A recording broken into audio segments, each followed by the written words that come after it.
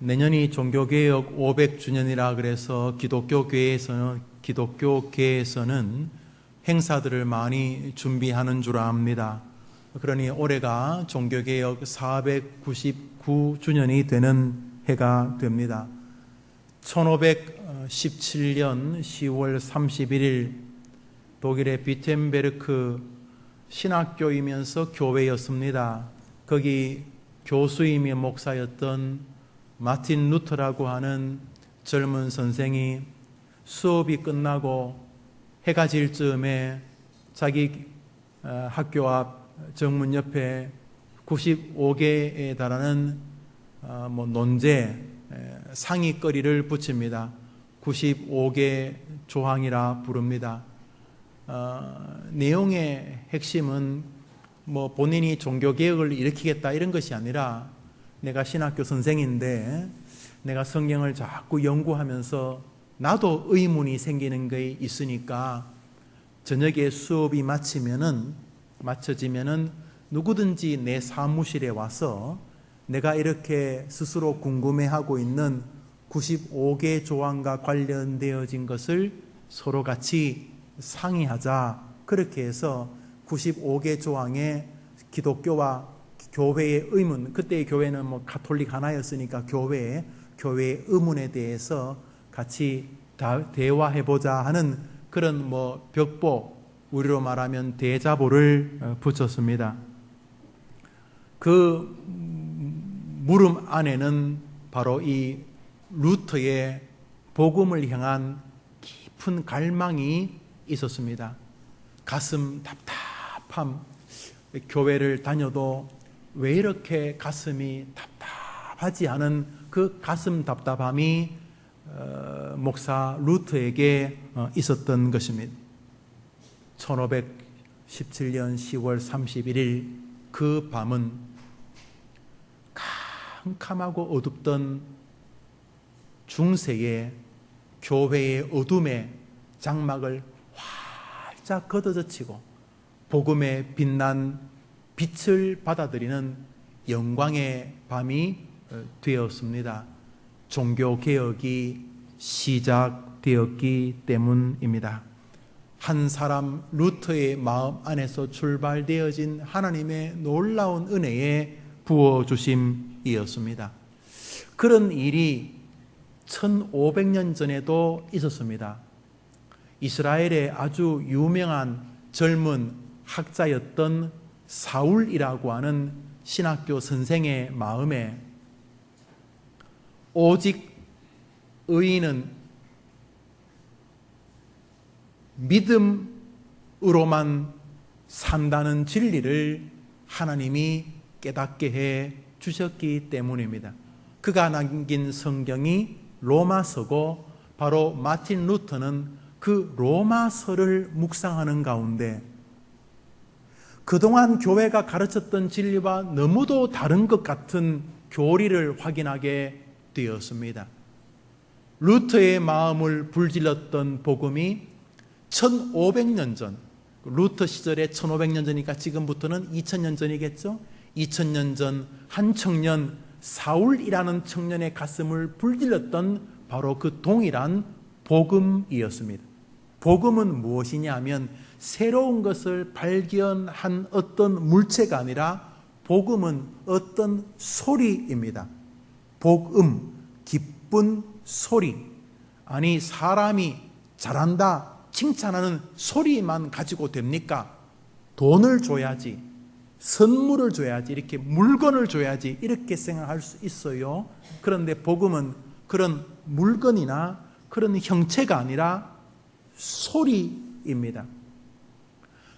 루터와 바울을 변화시킨 것은 어떤 소리였다는 것입니다. 하나님께서 2000년 전이나 500년 전이나 청교도 시절이나 지금도 저 아프리카나 선교지에서 역사를 일으키는 동일한 방식, 소리, 기쁜 소리, 굿 뉴스, 복음이 다시금 우리 해림교회 3부 예배에 나와 하나님을 경배하려는 여러분의 마음에 바람처럼 불일 듯 불어오게 되기를 축복합니다. 오늘 우리가 기다리는 것은 돈이 아닙니다. 오늘 우리가 기다리는 것은 특별한 어떠한 물체가 아닙니다. 오늘 우리가 기다리는 것은 루트의 마음을 변화시켜 종교개혁이라는 전무후무한 세계 역사를 바꾼 사건을 만든 소리입니다.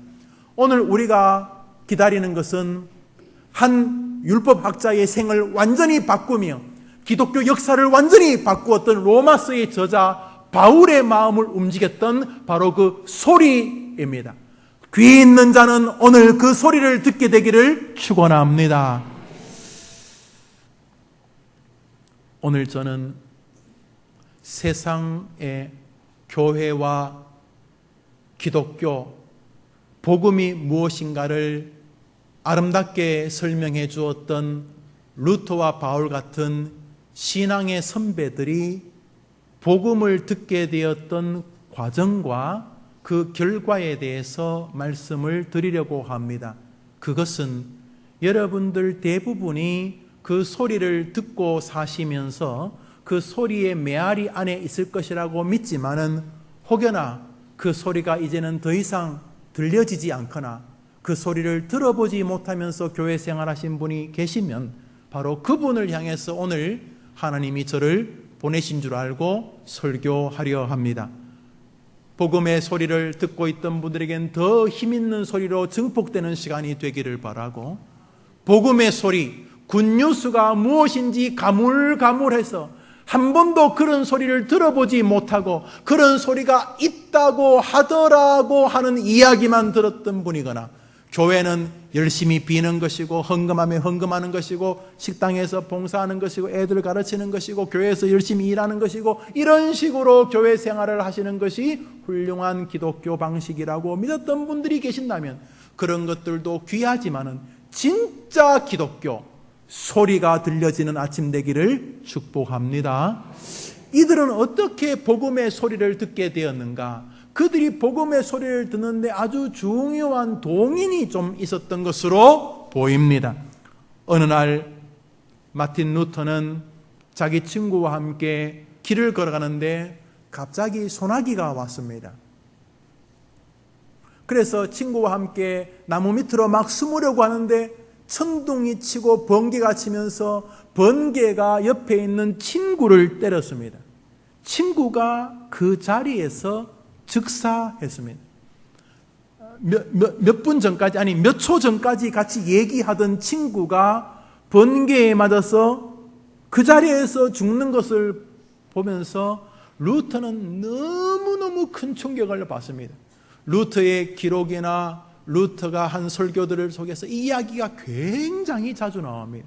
자기 생애에 수많은 중요한 결정적인 계기들이 있었지만 그 어떤 것보다도 중요한 것은 친구의 죽음이었다 그랬어요. 친구의 죽음 앞에서 루터는 자신의 죽음과 죽음 이후의 세계가 너무너무 두렵게 다가왔습니다. 루터가 복음을 깨닫고 복음을 영접하게 되는 중요한 계기 밑바닥에는 이 죽음의 문제에 대한 진지한 고민이나 숙고가 있었다는 것입니다. 루터는 그런가 보다. 아니요, 루터만 그렇지 않습니다. 20세기 최고의 설교자로 이 사람을 대부분이 꼽는데 주저하지 않습니다. 영국 왕실 주치, 우리를 말하면 청와대 주치의였던 마틴 로이드 존스, 정말 장래가 촉망되는 영국 최고의 의사였지만은 그 사람이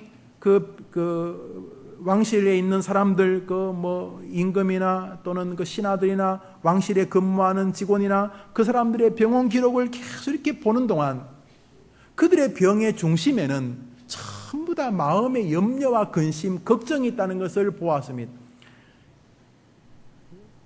로이 존스의 마음에 불이듯이 일려오는 마음은 내가 영국을 사랑하는데 이 영국 병은 이게 다리가 아프고 허리가 아프고 이게 아니라 영국 병은 영적인 것이다. 이런 마음이 이 로이 존스 마음에 막 밀려왔습니다. 로이 존스가 여러 날 고민을 하던 끝에 그는 왕실 주치의 자리를 내려놓고 자기 고향 포트 탈봇으로 갑니다. 여기가 어디냐면 우리 전라도 저 귀퉁이, 저 경상도 귀퉁이 같은 것이 이제 가봤는데 아주 조그만 항구입니다. 그곳에 자기 고향이었습니다. 그곳에 가서 조그만 교회에서 목회를 시작합니다. 목회를 하면서 불과 한 몇 년 만에 그 지역에서 가장 유력하고 유수한 교회가 되었습니다. 거기서 한 11년간 목회하다가 바로 영국 버킹엄하고 붙었는 영국에서 가장 유수한 교회인 웨스트민스터 셰플, 웨스트민스터 교회의 담임 목사로 부임하게 되어서 이제 돌아가실 때까지 거기서 사역을 하시게 됩니다. 자, 이 로이 존스 목사님이 이제 1899년에 태어나서 1981년도에 돌아가셨으니까 뭐 거의 우리 시대 사람 아닙니까? 1981년도니까 이분이 돌아가실 즈음에 기자들이 이렇게 마이크를 대고 목사님이 이렇게 세계 교회, 특히 개혁주의 교회에 아주 중요한 역할을 하셨는데 목사님의 생에 중요한 일들이 있다면 어떤 것이 있으시겠습니까? 여러 일들이 있는데 내 생에 가장 중요한 일 중에 하나는 내가 어린 시절, 그러니까 학교 다닐 때에 내 형 하롤드의 죽음이었습니다. 그랬어요. 이 마틴 로이 존스라고 하는 이 사람의 밑바닥에는 어릴 때 자기 가족, 자기를 특별히 사랑해줬던 형의 죽음이 있었다는 것이죠. 그 형의 죽음은 이 어린 학생이었는데 이 학생이었던 로이 존스의 마음에 삶과 죽음, 그리고 죽음 너머에 무엇이 있게 될 것인가를 깊이 생각하게 하는 계기가 되었다는 것입니다. 여러분, 시간의 제한으로 여러분들을 다 소개할 수는 없습니다만 믿음의 사람들이 그리스도의 복음을 온전하게 깨닫게 되는데 아주 중요한 재료가 죽음에 대한 진지한 인식이었습니다. 여러분, 이것은 그들만이 주신 은혜가 아닙니다. 사실은 정상적인 사람이라면 모두가 다 그것을 가지고 살아야 합니다. 우리가 좀 귀찮고 애매한 일은 뒤로 미루려고 합니다. 다음에 합시다. 이거 결정하시다. 다음에 합시다. 머리 아파, 다음에 합시다. 죽음이라는 문제는 수많은 사람들에게 다음에 합시다라는 주제에 전락해버렸습니다. 저는 예언자가 아닙니다. 어떤 목사님은 막 이렇게 딱 보면은 미래를 안 돼요. 저는 그런데 능력도 없고 사실은 관심도 없습니다. 저는 예언에 특별한 의미를 두지 않습니다. 저는 성령이 말하는 예언은 설교라고 믿는 목사이기 때문에. 그런데 제가 어줍잖게 그렇지만 분명하게 예언할 수 있는 게 한 가지가 있습니다. 그것이 뭐냐면 여러분이 다 죽는다는 것입니다. 그것도 길지 않은 시간에. 성경은 인생이 무엇이냐? 아침에 보였다가 없어지는 안개 같다 그랬습니다. 안개가 좀 있지만 해가 뜨면 사라지는 것입니다. 인생이 무엇이냐? 잠시 피었다가 사라지는 잡초 같은 것이라 그랬습니다.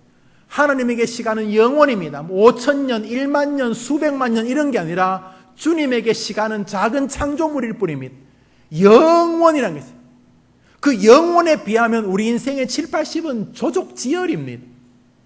우리 하나님 눈에 우리 인생은 금방 끝나는 것입니다. 우리도 압니다. 금방 끝나는 것인 것을. 어떻게 끝나는가? 죽음으로 끝납니다. 수많은 사람들이 갔던 화장장으로 가서 우리의 육체가 타서 재로 변하거나 우리의 시신을 땅에 묻어두고 사람들이 흙을 덮은 다음에 사람들은 다 돌아가고 우리의 육신은 흙에 묻혀있게 된 날이 금방 온다는 것입니다.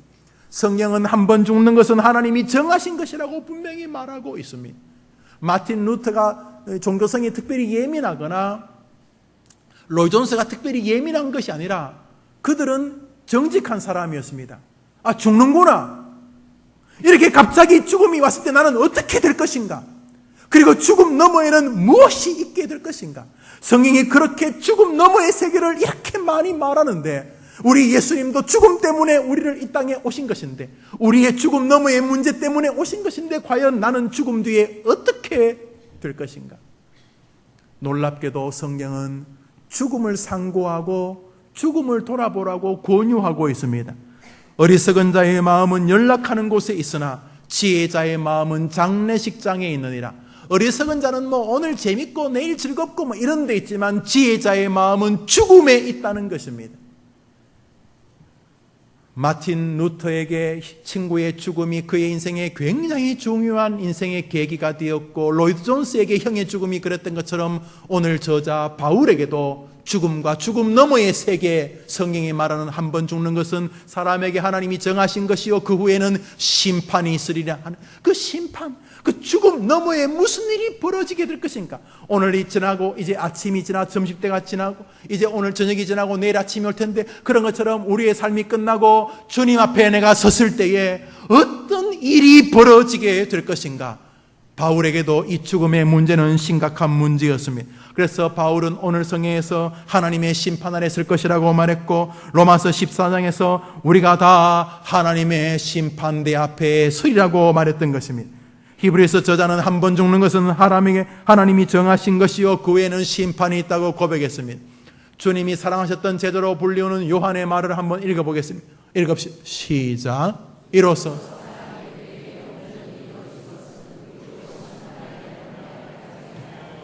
요한이 기억하는 신앙은 무엇인가? 심판날에 담대하게 서게 하는 것이 신앙의 중요한 이유라 그랬습니다. 사랑하는 여러분, 왜 믿음의 선배들은 죽음 너머에서 당당하게 하나님을 만나고 죽음 너머를 대비하는 것이 신앙이었는데, 어떻게 우리 시대는 어떻게 하면 이 땅에서 남을 짓밟고라도 잘 살까가 기독교가 된 것입니까? 이 시대의 기독교를 저는 폄하하지 않겠고, 이 기독교에 책임이 있다면 나도 한 몫을 부담한 목사니까 면죄부를 줄 수는 없을 줄 압니다. 그러나 성경을 볼 때에 믿음의 선배들은 이 땅을 소홀히 살지 않았습니다. 아니, 다른 사람보다 훨씬 더 열심히 살았습니다. 그런데 그들이 이 땅을 산 것은 이 땅에 초점이 있어서가 아니라 저 땅에 초점이 있었기 때문이라는 것입니다. 저 땅에 초점이 있으니까 탁월한 설교자가 되었다는 것입니다. 저 땅에 초점이 있으니까 종교개혁이 일어났고, 저 땅에 초점이 있으니까 로마서를 기록하게 하시고, 빌립보서를, 갈라디아서를, 고린도 전후서를 기록하게 하시고, 신약성경 절반을 기록하게 하시고, 저 땅에 소망이 있으니까 가는 곳마다 역사가 일어나게 하셨다는 것입니다. 할렐루야. 그런 면에서 죽음을 상고하는 것은 짜증나는 일이 아닙니다. 재수없게 죽는 이야기 아닙니다. 앞으로 죽음 이야기하면 재수 있다고 말씀하셔야 됩니다. 아이고 김집사 재수 있게 또 죽음 이야기 안 해, 그렇게 하시더니, 사랑하는 여러분, 남에게 말할 뿐만 아니라 스스로에게도 묵상, 나는 언제 죽을 것인가? 12달이 있는데 나는 몇 월 달에 죽게 될까? 나는 화장하게 될까? 그날 내 장례식장은 어떤 분위기일까? 그 장례식장에서 목사님은 무엇을 설교하실까? 화장장에 들어갈 때 기분이 어떨까? 죽었는데 무슨 기분이 있을까? 묻힐 때는 어떨까? 그때도 내 영혼은 살아있겠지. 1000년이 하루 같다고 그랬대. 천국에서는 내가 이 땅에 짧은 시간이 지난다면 하나님 앞에서 내가 어떤 모습으로 서게 될 것인가? 천군 천사와 무서운 지옥의 그 저주가 있고 천국의 기쁨이 있는 그곳에서 나는 과연 어느 길로 가게 될 것인가? 나의 죽음, 그 너머의 세계는 어떤 일이 있을 것인가? 나를 이 땅에 보내신 하나님은 죽음까지도 염두에 두시고 보내신 것이 틀림없는데, 반드시 가게 될 죽음 앞에서 나는 어떤 새로운 삶을 출발하게 될 것인가?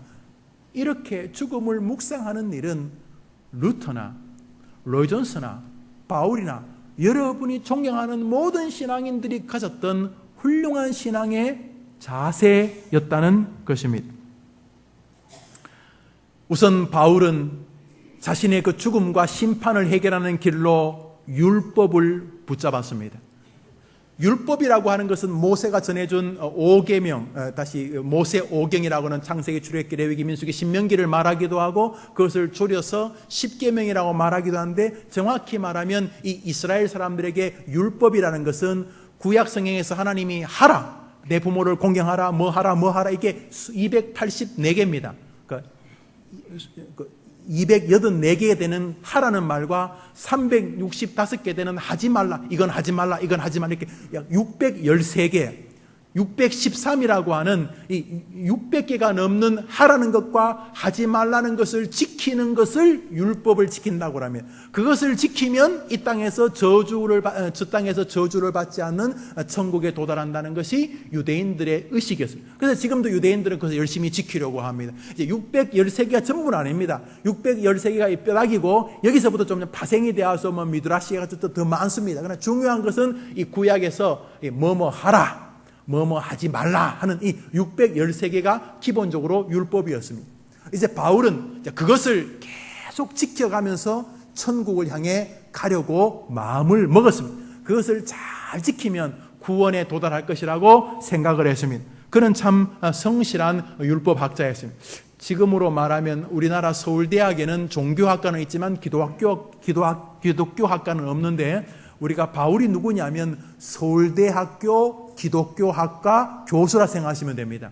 자, 이 사람이 율법을 잘 지키려고 노력했습니다. 그러면 율법을 잘 지키려면 기쁨이 있고 천국을 가는 즐거움이 있고 천국에 섰을 때 다가올 환희가 있어야 되지 않겠습니까? 그런데 아니었습니다. 이 율법을 지키면서 천국에 가려고 하는 율법은 주로 착하게 살라는 거예요.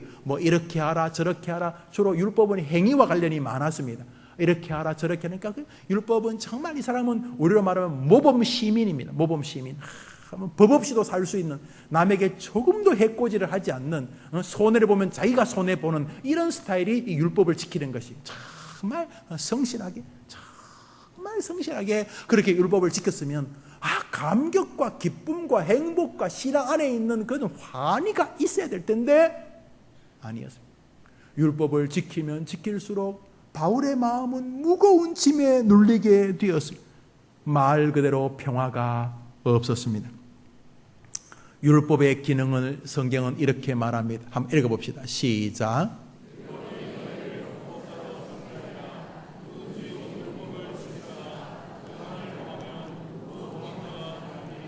율법은 우리를 천국으로 인도하는 게 아니라 율법은 우리를 뭐로 만든다고요?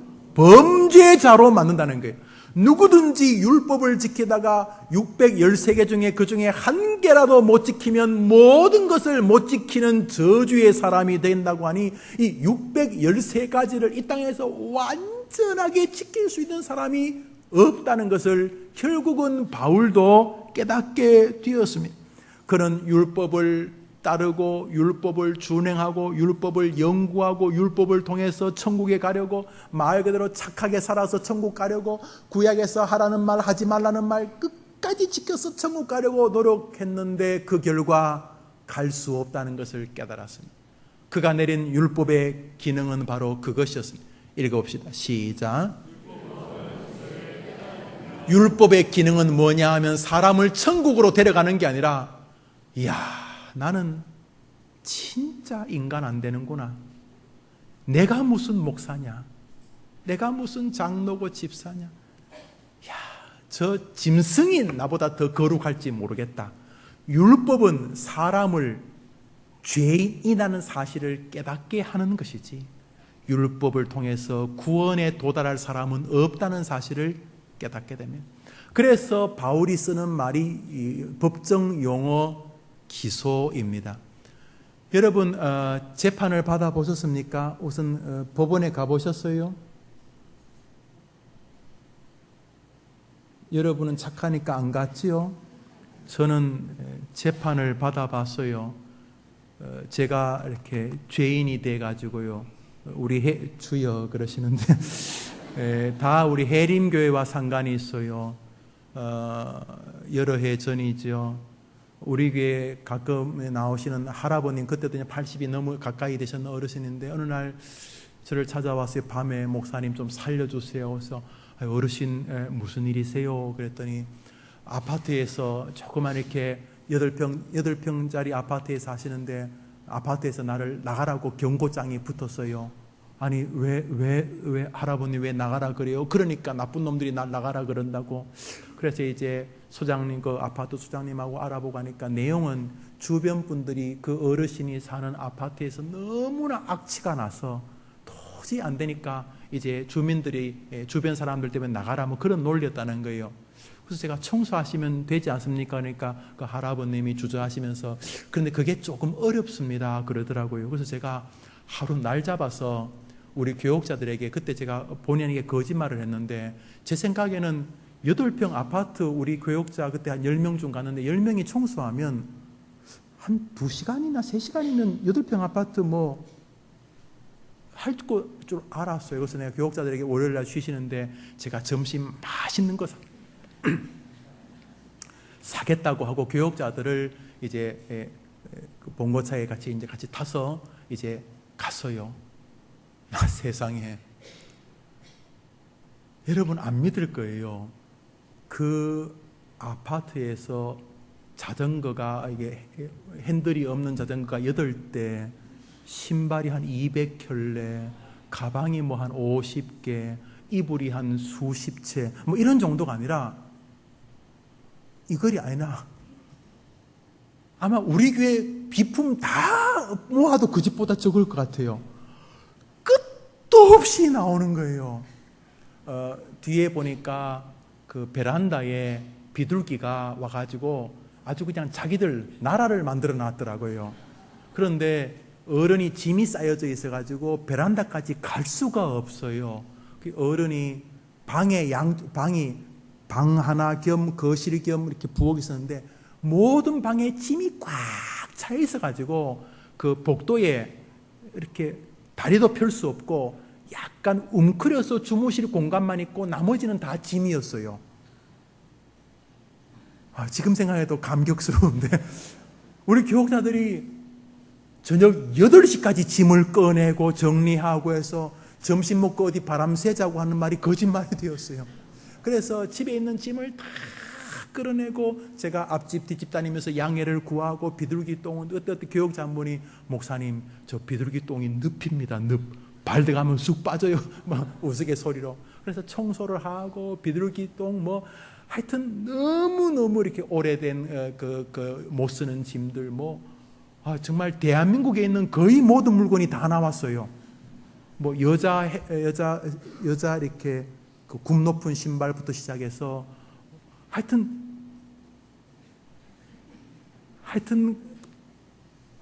슈퍼마켓에서 파는 물건은 다 나왔어요. 우리 모두가 많이 놀랐어요. 그래서 그 모를 다해서 소장님에게 양해를 구해서 지하에다가 짐을 이렇게 쌓아놓고 또 한 트럭은 버리고, 그런데 이제 그 버린 것이 문제가 되었어요. 어르신이 처음에는 버리는 걸 동의하셨는데 이렇게 그날 밤에 주무실 때 굉장히 허전하셨던 것 같아요. 그렇죠? 짐들이 꽉 차 있었는데 그날 밤 이불만 딱 깔려 있으니까. 그리고는 2만 원인가 3만 원인가 김영우하고 그때 목사들이 훔쳤다고 고소를 하신 거예요.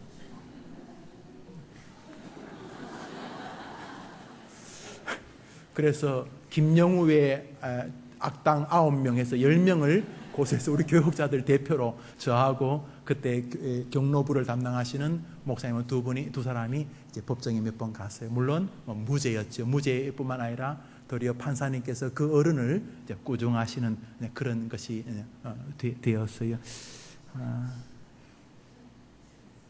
뭐 그 어른이 아마 이제 돌아가셨을 거예요. 10년 가까이 됐으니까요. 오래되셨으니까. 뭐 그분을 폄하하려는 게 아니라 홀로 계시니까 또 이렇게 물건에 조금 의미를 부하실 수는 있겠다 생각은 되어졌습니다. 자, 여튼 간에 그렇게 기소를 하면 말이죠. 기소를 우리나라는 이제 검사만 기소를 하니까 검사가 기소를 합니다. 죄인 김영우는 이렇게 어떻게 했고 이렇게 수십 가지 수백 가지를 기소합니다. 기소를 하면은 그 기소를 당하는 사람이 대부분 이제 변명이나 자기를 또 이렇게 변호를 하지 않겠습니까? 판사님 그건 아니고요. 그건 아니고요. 정말로 제가 30년 무사고인데요. 그날 그냥 깜빡 졸은 것입니다. 진짜 그날 제가 입에 술도 못 대는데요. 그날 그냥 아버님 길이어서 그냥 반잔 정말 혀만 이렇게 됐는데 그랬는데 그냥 내가 왜 사람을 죽입니까? 내가 왜 사람을 죽입니까? 판사님 그게 아니고요. 정말 실수였고요. 이렇게 그렇게 자기를 변호하는데 바울은 우리가 우리가 하늘나라 갔을 때 우리를 기소하는 것이 있는데 그게 누구냐면 율법이라는 것입니다.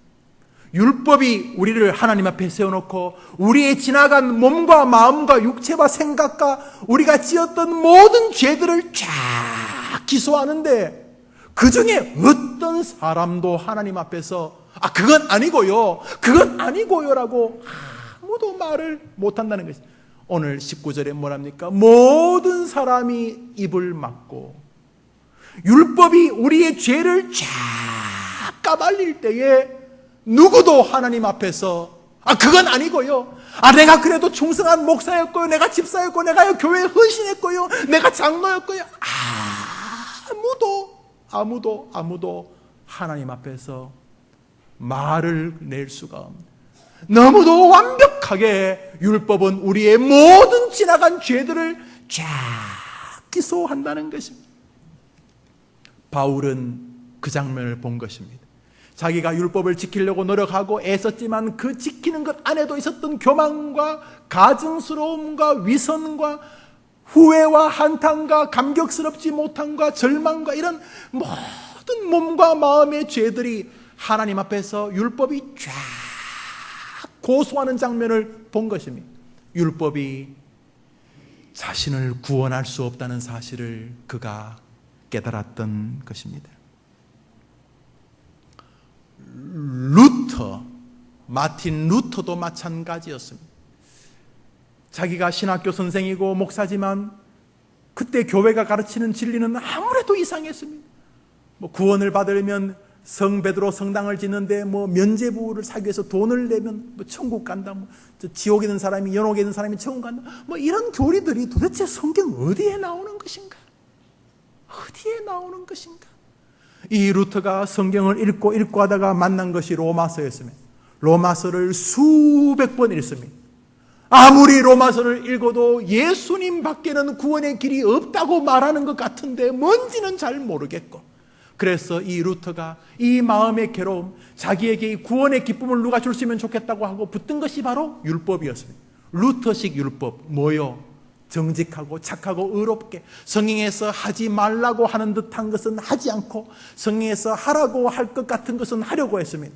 그런 성경에서 너무 많이 잠을 자면 안 될 것 같은 느낌이 드니까 할 수 있는 간 잠을 자지 않으려고 바늘로 자기 몸을 찌르면서 잠들려고 하면 깨어 기도하려고 그랬습니다. 살다 보면 사람이 또 돈 생각, 또 남자 생각, 여자 생각 이런 건 할 수도 있으니까 자기는 그런 생각이 나려고 할 때마다 맨몸으로 그 겨울에 호수에 얼음을 깨고 막 뛰어들었습니다. 혹시나 육체의 체력이 남아있으면 또 잡생각을 할까봐 그는 자기의 체력이 소진될 때까지 뛰고 뛰었습니다. 때로는 그 계단을 무릎으로 기어 올라갔습니다. 어떤 종교에서 삼보일배하는 것처럼 자기 몸을 괴롭게 하고 고해했습니다. 어떤 날은 음식을 먹는 것이 자신을 또 하나님께 기쁘게 하지 못한다고 싶어서 자기에게 온 음식을 식판을 옆에 있는 사제에게 넘기기도 했습니다. 그는 정말로 거룩하게 살아보려고 했습니다. 어떤 날은 혹여나 자기가 잘못된 생각으로 죄짓는 것은 아닌가 싶어서 할 수만 있으면 틈날 때마다 하나님의 이름만 부르려고 했습니다. 어떤 날은 혹이나 자기가 실수로도 다른 사람에게 혹은 하나님에게 유익하지 못한 말을 뱉을까 봐 어떤 날은 한마디도 안 하며 살기도 했습니다. 그날 밤 침수에 누울 때 그런 날은 마음의 평안이 와야 안 되겠습니까? 오늘은 내가 얼음 속에 6번 뛰어들고 오늘은 밥도 굶고 오늘은 기도만 하고 오늘은 말도 한마디도 안 하고 오늘도 나쁜 생각은 한 번도 한 적이 없고 그러면 그 밤에 평안이 몰려와야 안 되겠습니까?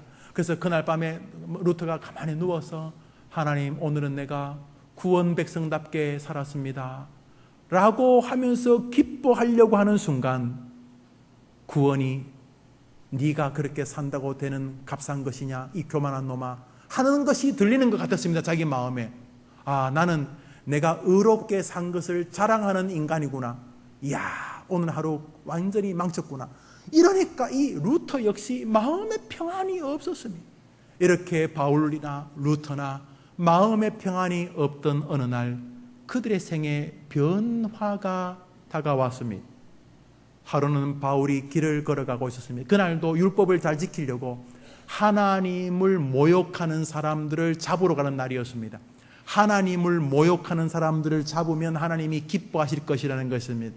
그 잡으려는 그룹들은 최근 들어 예수란 사람이 죽었다가 살아났다고 말하는 신흥 종교를 믿는 사람들이었습니다. 예수가 하나님의 아들이다 이런 소리 하는 사람들, 다니엘의 신탁에 나오는 그 바로 하나님의 인자다, 이사야가 말하는 보라 처녀가 잉태에 아들 낳을 것이요 그 아들이 이 땅에 오는 하나님 임마누엘 이렇게 말하는 사람들 다 죽이는 이 바울에게는 그런 것은 상상의 교리였습니다.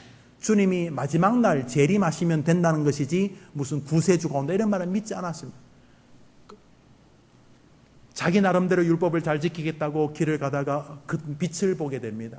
사울아 사울아 너가 왜 나를 핍박하느냐. 여러분 잘 아시죠? 너무나 밝은 빛이고 큰 소리였기 때문에 땅에 엎드려집니다. 그 권위와 어미 앞에 두려웠겠죠.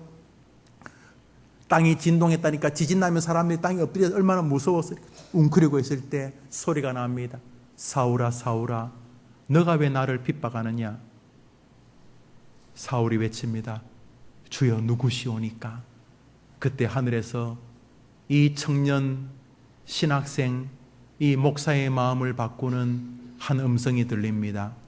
나는 너가 핍박하는 예수다. 그 순간 이 사울이라고 하는 율법을 지키면서 구원에 도달하려고 했던 청년의 모든 짐이 봄눈 녹듯이 그의 마음과 육체에서 벗어지기 시작하였습니다. 아, 맞구나.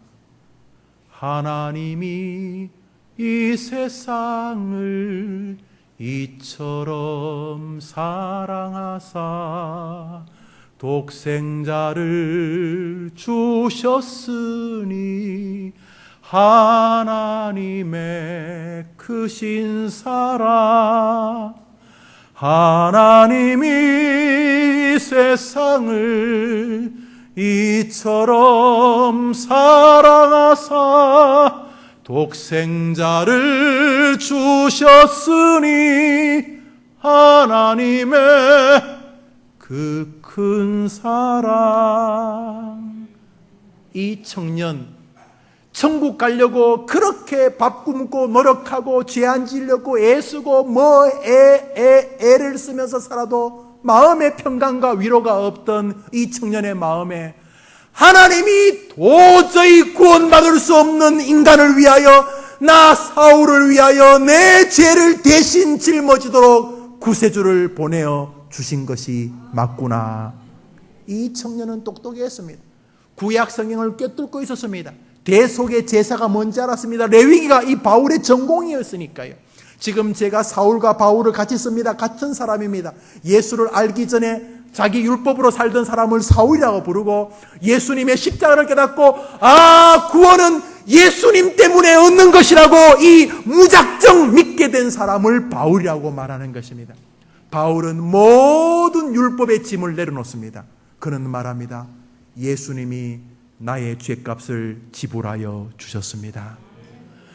죄값을 지불하려고 오늘도 얼음에 뛰어들고 착하게 살고 말 한마디도 안 하고 오늘도 노력하던 수많은 율법의 행위로도 구원에 도달할 수 없는 죄인인 자신을 위하여 예수님이 죄값을 지불하기 위하여 세상 죄를 지고 가는 레위기의 어린 양으로 오셔서 십자가라는 번제단 위에 자기를 못 박아 피 흘려 죽으심으로 그 어린 양으로 제사하는 사람들의 죄를 용서하여 주시게 된 것입니다.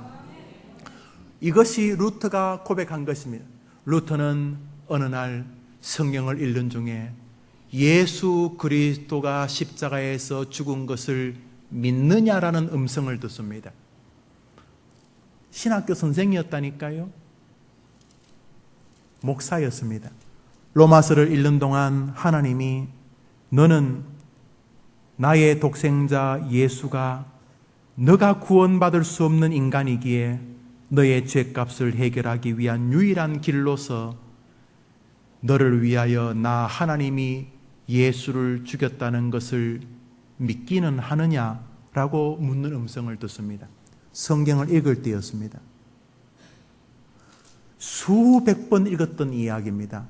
하나님이 나의 죄를 대속하시기 위하여 자신의 아들 예수를 십자가에 나 대신 죽인다. 그리고 넘어갔습니다. 다음 페이지. 그런 교리가 있나 보다. 어느 날 로마서를 읽다가 주님의 음성을 듣게 됩니다. 너는 루터야, 나 여호와가 너가 구원받을 길이 없는 인생인 줄 알아. 너를 위하여 예수 그리스도를 너의 모든 죄값과 맞바꾸려고 죽였다는 사실을 믿느냐라고 묻습니다. 루터는 얼떨결에 예, 제가 믿습니다 라고 하는 순간 그의 안에서 전율이 일어나기 시작했습니다.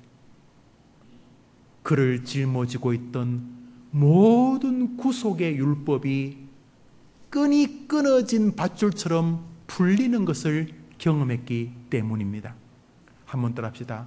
나는 하나님이 나를 구원하시려고 내 죄값을 치르게 하려고 예수 그리스도 성자 하나님을 십자가에 죽인 것을 믿습니다. 한 믿으면 아멘 해보시죠. 하나님은 그것을 마지막 날 확인하실 것입니다.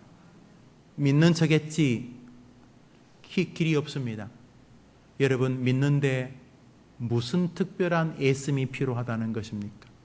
복음은 소리입니다. 자꾸 현상으로 뭘 하려고 하는 거 이해됩니다. 하도 교회가 썩었고 목회자들이나 성도들이 하는 짓이 불신자보다 더 못하니까 어떻게든 기독교가 눈에 보이는 무언가를 보여주기를 원합니다. 좀 더 검소하고 금욕적이고 뭔가 성실하고 뭔가 이렇게 좀 윤리적이고 그런 걸 기대합니다. 그래야 되면 이해됩니다. 그러는 동안 우리는 사단이 우리를 슬금슬금 꼬이는 것에 넘어간 부분이 있습니다. 복음은 소리입니다. 오늘 주님이 이 종을 통해 여러분의 귀에 고막을 울리는 소리를 말하고 있습니다. 굿뉴스. 그게 뭡니까? 바울의 짐을 끊어주고 루트의 짐을 끊어주고 로이드 존스의 짐을 끊어줬던 바로 그것입니다. 나는 예수님 밖에는 구원의 길이 없다. 나는 저 십자가의 예수님 밖에는 구원의 길이 지구상에 없는 사람이다. 한번 아멘 해보시죠. 그것을 믿는 믿음을 요청하는 것입니다. 루터와 바울이 깨달은 것은 무엇이냐면 지구상에 수천 억만 가지의 길이 있을 것입니다.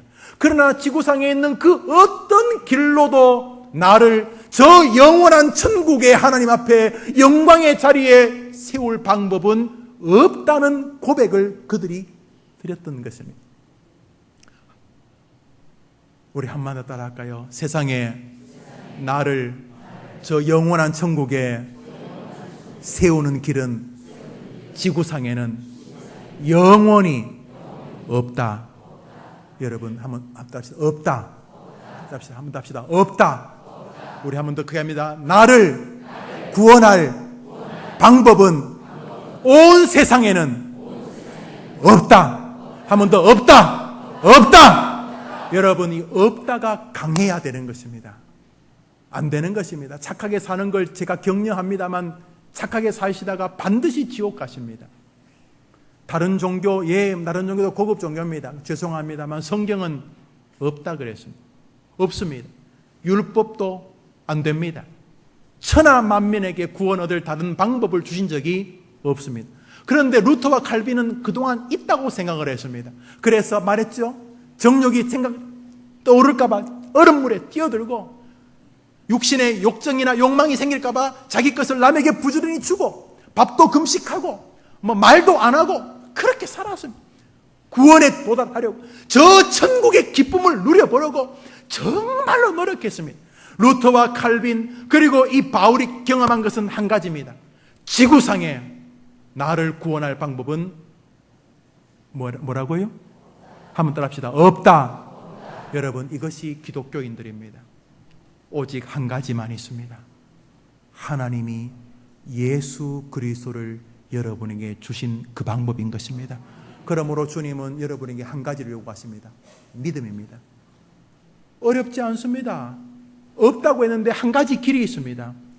나를 천국으로 인도하는 길은 예수님 밖에 없습니다. 하나님이 나의 죄를 위하여 예수님을 내 죄값으로 죽이신 것을 내가 믿습니다. 요 믿음을 마지막 날 점검하시게 되실 것입니다. 그때 여러분들이 겨자씨만한 믿음이어서도 여러분이 예수의 십자가밖에는 없다고 했던 믿음이 천국의 모든 것을 거머쥐게 하는 패스워드라는 것을 아시게 될 것입니다. 그러나 지성이면 감천이다 이런 신앙이 있잖아요. 착하게 살아야지, 고기 잡아서 풀어주고 이런 거 있잖아요. 착하게 살고 못되게 사는 사람 욕하고 나는 남들보다 좀 더 거룩하고 이렇게 그렇게 나름대로 교회 안에서 사셔도 예수 그리스도 그분이 유일한 내 죄값을 해결하는 길이라고 믿지 않고 교회 다니셨다가 하늘나라 가시면은 영원히 된탕 당하게 된다는 것입니다. 루터와 칼빈은 이 땅에서 그것을 고민했던 사람들입니다. 그래서 그들이 예수님을 영접하자 그들의 생애는 완전히 변하게 되었습니다. 말씀을 맺으면서 성도는 결국 루터와 칼빈을 통해서 그리고 바울을 통해서 두 가지 교리를 붙잡고 살아야 된다는 것을 알게 됩니다. 첫 번째로 그것은 따라합시다. 나는 죄인이다. 한번 또 따라합시다. 나는 어떤 방법으로도 천국에 갈 수 없는 죄인이 확실하다. 여기서 양보하시면 안 돼요, 여러분. 그래서 기독교인은 근원적으로 겸손합니다. 자기 주제를 압니다. 나는 지구상의 그 어떤 방법으로도 천국에 도달하고 영생을 누릴 수 없다는 사실을 압니다. 정상적인 기독교인이라면. 그래서 기독교인은 온유합니다. 보편적으로 그렇습니다. 자기를 정직하게 압니다. 자기는 구원받을 것이 조금 더 없는 존재인 것을 확실히 압니다. 우리 성경 말씀 로마서 1장 읽읍시다. 시작. 그래서 저 의식이 중심이 되지 않으면 교회가 소란스럽습니다. 모든 사람이 자기를 자꾸 뺍니다. 아니요. 죄인입니다. 그 사람은 하나님의 영광에 이르지 못합니다. 그게 실상입니다. 그 사람의 본체입니다. 그 사람이 여러분이고 접니다. 그래서 기독교인은 본질적으로 죄의식이 강합니다. 나 죄 문제 별거 아니야. 그게 아니라 늘 자신을 인식합니다. 그래서 기독교인들은 그가 굉장히 건강한 기독교인일수록 겸손하려고 한 게 아니라 자기를 압니다. 그 사람을 찌르는 칼과 그 찌른 그 핏자국이 지금 자기 손에 있는 거 압니다. 강도질을 하다가 이렇게 잡혀서 수갑이 차 있는 자기 손을 보고 있습니다. 그러니까 이 비정상적인 사람이라면 이렇게 잘난 척하겠지만 정상적인 사람이라면 부끄러워하듯이 기독교인은 자신이 지구상의 그 어떤 방법으로도 구원받을 수 없는 하나님의 저주의 존재라는 것을 인식합니다. 한번 더 합시다. 나는 죄인입니다. 이 의식을 가지고 기독교 책을 읽어보면 이해됩니다. 그래서 기독교인들이 이런 의식으로 책을 쓰는구나. 두 번째 의식이 있습니다. 두 번째 의식이 무엇이냐 하면 하나님께서 나를 위하여 자기의 독생자를 죽이심으로 나의 구원은 성령에 근거하여 확실하다는 믿음입니다. 여러분, 하나님이 하신 일이 실패로 끝난다는 게 말이 됩니까? 하나님이 실수했다고요? 여러분의 구원은 우리에게서 난 것이 아니요 하나님의 선물이기 때문입니다. 그래서 기독교인에게는 스스로에게는 늘 이렇게 죄인이라는 의식이 있습니다. 동시에 그는 세상을 향해서 자신을 구원하신 예수님에 대한 분명한 확신과 담대함이 있습니다. 성경 말씀 읽습니다. 시작.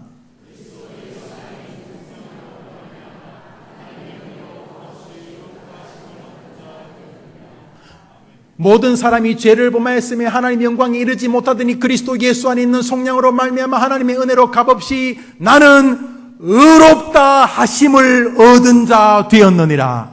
이것이 기독교인의 이중성입니다. 그래서 스코틀랜드의 전설적인 언약도 커버넌트였던 사무엘 루터포드는 거룩한 이율 배반이라고 불렀습니다. 저것을 사도 마틴 루터는 하나님의 값없는 은혜라고 불렀습니다. 루터포드의 말이 멋있습니다. 거룩한 이율 배반. 스스로 자신을 늘 죄인으로 인식하면서 동시에 사람들 앞에서 예수를 힘있게 자랑하는 사람. 왜요? 구원이 예수님의 은혜에 있기 때문에. 말씀을 우리가 점검하는 시간이 되었습니다. 휴가를 끝내면서 설교를 짧게 하게 해달라고 그래 기도를 했는데 휴가를 한 주를 더 다녀와야 될 것 같습니다. 사랑하는 여러분, 기독교인은 스스로 겸비합니다. 왜 그런지 오늘 본문을 통해 이해되실 줄 압니다. 조금도 구원 얻을 거리가 없다는 정직함의 발로입니다. 동시에 그는 입만 열면 자랑합니다. 누구요? 예수 그리스도입니다. 왜요? 예수 때문에 자기가 구원받았기 때문입니다. 우리 조국 교회는 지금 이게 뒤바뀌어져 있습니다. 자기 자랑하기에 여념이 없습니다. 자기가 얼마나 위대하고 훌륭한 크고 얼마나 큰 목사인지, 자기가 얼마나 목회를 잘해서 교인을 많이 모았는지, 자기가 얼마나 예수 믿고 부자 되었는지, 자기가 이 시대는 자랑할 것이 없는 자기를 자랑하고 예수님은 자랑하지 않습니다. 1년 12달 사람들 붙잡고 예수 자랑하는 걸 그걸 보통 전도라고 부릅니다. 그냥 미친 듯이 여보게 나는 별 볼 일 없지. 자네는 알자는가? 진짜 예수 아니면 난 아무것도 아니네. 예수를 자랑하는 사람, 이것이 이신칭의의 복음인 것입니다. 복된 한 주간을 또 살아가게 됩니다. 여러분 힘드실 때 예수를 바라보십시오. 많은 교회가 교인들을 겁주기 위해서 이렇게 행실과 거룩을 강조합니다. 겁주기 위해서만은 아니고 일부분 필요합니다만, 그래서 구원에 도달할 것처럼 말하는 것은 또 주님을 조롱하는 것입니다. 성실하게 사는 것은 구원받기 위해서가 아닙니다. 자랑하기 위해서입니다. 누구 자랑하기 위해서요? 누구요? 여러분은 자랑할 거 없고요. 우리는 그냥 지옥이 딱 맞는 존재고요. 저도 여러분도 똑같고요. 그런데 우리 하나님이 예수님을 통해 우리를 구원해 주셨기 때문에, 우리가 이 땅에서 성화 의롭게 산다는 것은 구원에 도달하려고 하는 게 아니고요, 자랑의 길목입니다. 우리가 믿는 예수님을 자랑하는데 뺨치고 욕하고 그러면 되겠어요? 우리가 우리의 구주이신 그분을 자랑하는데 나쁜 짓이나 하고 다니면서 예수님 자랑하면 안 되니까, 우리의 자랑의 여정이 아름다운 성화일 뿐인 것입니다. 이번 한 주간 여러분의 마음에, 진짜 나는 어째 이 정도밖에 안 되는 인간인가 하는 깊은 죄의식과 함께 십자가의 예수를 바라보면서, 저 예수가 아니었으면 나는 어떻게 될 뻔했는가 하는 예수님과 가까운 미롤과 사랑의 고백의 시간이 되기를 축원합니다. 이번 한 주간 여러분 마음 안에 종교개혁이 일어나게 되기를 바랍니다. 여러분 마음에 예수가 기쁜 즐거움이 되기를 주의 이름으로 축원합니다. 우리 다 같이 일어나십니다. 제가 축도함으로 예배를 마치겠습니다. 하나님 아버지 감사합니다. 믿음의 사람들이 누렸던 예수 그리스도를 믿는 믿음, 십자가를 바라보는 믿음, 십자가를 바라보면서 힘을 얻는 용기를 경험하게 도와주시옵소서. 이번 한 주간 루트를 감격스러웠던 그 십자가 예수, 바울을 변화시켰던 그 십자가 예수님이 우리 성도들의 마음에 깊이 들어가면서 이번 한 주간 기쁠 때도 넘어지고 힘들 때도 십자가의 예수님을 바라보면서 그 예수님이 주시는 은혜와 능력과 은총과 축복을 자신의 것으로 만끽하는 이번 한 주간의 종교개혁의 주역들이 다 되게 하여 주시옵소서. 예수님의 이름으로 기도합니다. 아멘. 이제는 예수님의 은혜와 하나님의 사랑과 성령님의 위로와 교통하심이 모든 사람이 죄를 범하였음에 하나님의 영광에 이르지 못하더니 그리스도 예수 안에 있는 구속으로 말미암아 하나님의 은혜로 값없이 의롭다 하심을 얻은 자 되었느니라. 거룩한 이율 배반의 영광을 누리면서 믿음의 길을 힘있게 십자가를 붙들고 예수님 안에서 달려가기로 다짐하고 세상으로 나아가 사람들에게 자신의 약함과 더불어 예수님의 축복의 능력을 전하기로 다짐하는 아름다운 해림의 전도자들 위해 지어지는 복된 해림의 새성전 사역 위에 이제로 영원토록 함께 있을지어다. 아멘.